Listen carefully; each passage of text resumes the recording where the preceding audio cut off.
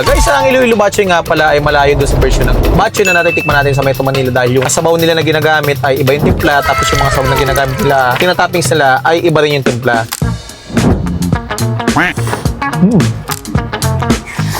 Oh my God. Wow, grabe, mabisa. Pinagkaiba nito dun sa batchoy sa Tagalog kaysa dun sa batchoy ng Iloilo Batchoy. Ang pagkaiba ng batchoy Tagalog, sir, authentic kasi yan, sir. Dito kasi sa CPN.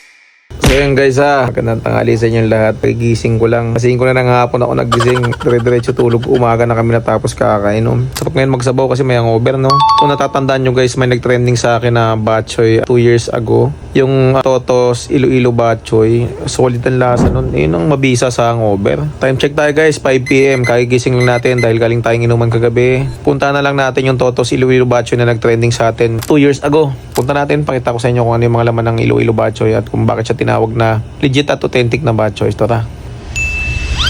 So ayan guys, kakalabas lang namin ng bahay. Inabot na kami ng 7 PM. Time check tayo 7 PM. Asang hangover kaya nakakatamad tumayo.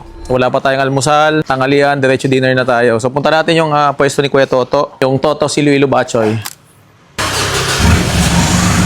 Guys, medyo malapit na tayo dun sa Totos Iloilo Batchoy. Andito na tayo sa JHQ. Nasa North Signal na tayo. Ayan. Yung Totos Iloilo Batchoy dito to sa Phase 2 Pinagsama. Andito na tayo sa JHQ.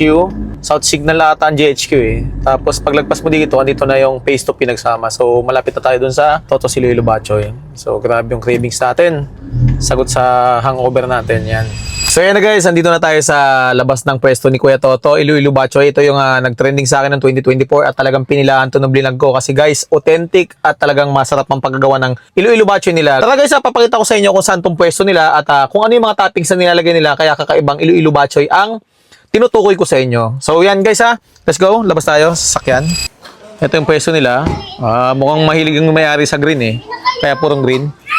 Ito lang guys dito lang sila sa Block 37 Lot 19. So guys, ulitin ko guys dito lang sila sa Block 37 Lot 19 Pinagsama Phase 2 Taguig.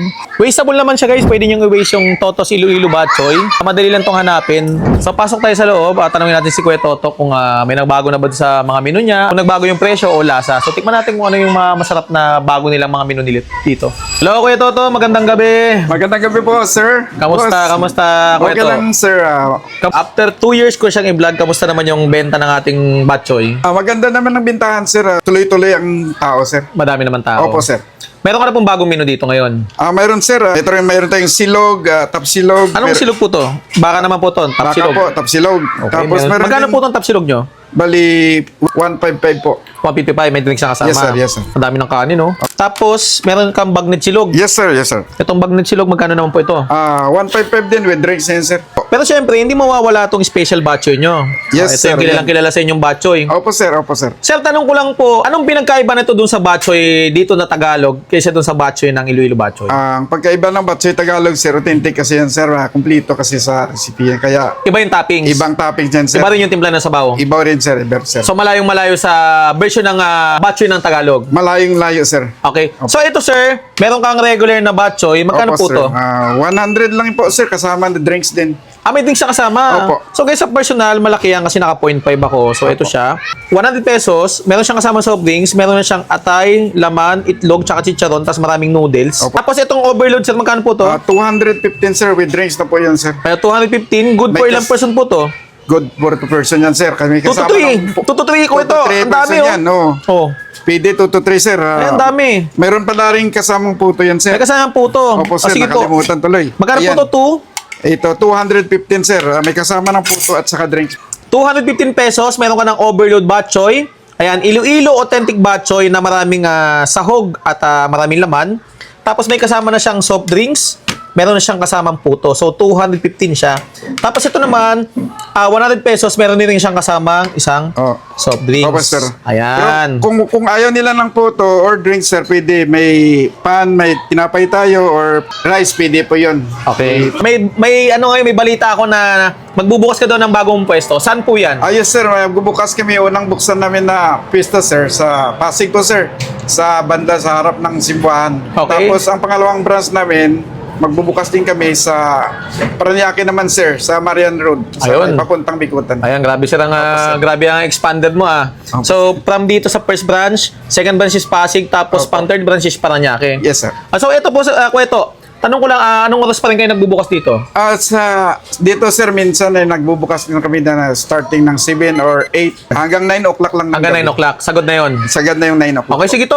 Kweto, palagyan naman ako ng sabaw nitong ano mo. Opo sir, sige sir. Okay, sige po, Kweto. Ilang araw na ako nag-crave dito. Sakto naman nag-inom kami kagabi. Kaya naman ito yung sagot sa over natin. So guys marami ng bagong menu si Kuya Toto. Dito may mga silog meals na rin sila. Ang maganda pa dyan, magkakaroon na siya ng second and third branch sa may Pasig tsaka Paranaque. So ito guys, so, tikman natin.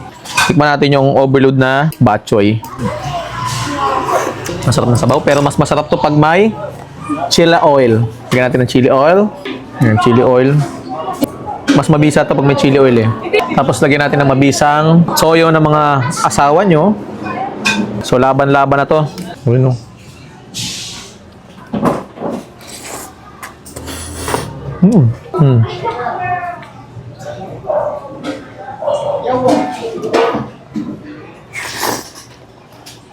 Oh my God.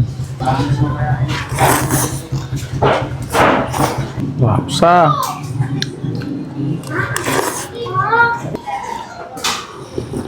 Grabe, mabisa.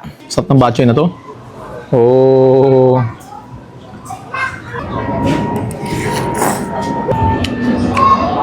Tapos tikman din natin yung tapa nila. Malambot, malasa, juicy. So guys, masakit ang ngipin natin ngayon kasi kakalagay lang ng braces. So, next time tayo papangal nito. Basta pinakita ko sa inyo, meron silang lechon bagnet na the best. Ayan. So guys sa mga gustong dumayo dito. Dito lang to sa may Block 37.19 Phase 2 Pinagsama Taguig. Waste nyo lang yung Toto's Iloilo Bok Choy. Madali lang siyang hanapin guys. The best to sa hangover. So dahil lang kayo dito, Toto Iloilo Bok Choy. The best yan.